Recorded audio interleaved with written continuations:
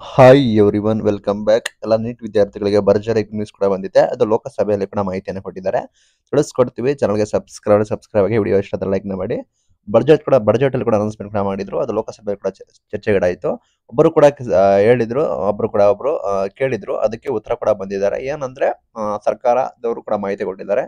ಕೇಂದ್ರ ಸರ್ಕಾರದವರು 2014ರಲ್ಲಿ ಒಟ್ಟು 387 ವೈದ್ಯಕೀಯ ಕಾಲೇಜುಗಳು ಇತ್ತಂತೆ. ಬಟ್ ಈಗ 780 ಕೂಡ ಇದಾವೆ. ಶೇಕಡ 100% ಕೂಡ 2024ರಲ್ಲಿ ಹೆಚ್ಚಳ ಆಗಿದೆ.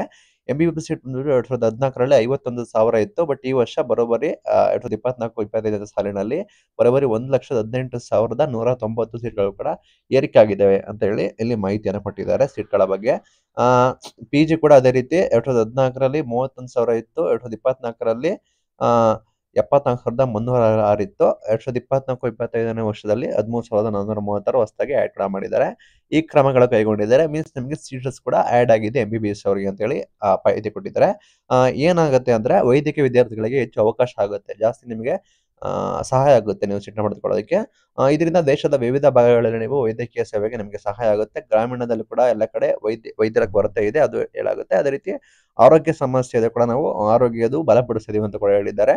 ಸಾಕಷ್ಟು ಕಿರಿಕಿರಿ ಇತ್ತು, ಕಾಂಟ್ರವರ್ಸಿ ಕೂಡ ಇತ್ತು ನೀಡ್ತು. ಅದರ ಬಗ್ಗೆ ಈಗ ಆಲ್ರೆಡಿ ಸರ್ಕಾರದವರೇ, ಸೆಂಟ್ರಲ್ ಗವರ್ಮೆಂಟ್ ಅವರೇ, ಕೇಂದ್ರ ಶಿಕ್ಷಣ ಸಚಿವರೇ ಕೂಡ ಇದರ ಬಗ್ಗೆ ಮಾಹಿತಿಯನ್ನು ಕೂಡ ಲೋಕಸಭೆಯಲ್ಲಿ ಕೊಟ್ಟಿದ್ದಾರೆ. ಈ ಬಾರಿ ಸೀಟು ಹೆಚ್ಚಳ ಕೂಡ ಮಾಡಿದ್ದಾರೆ.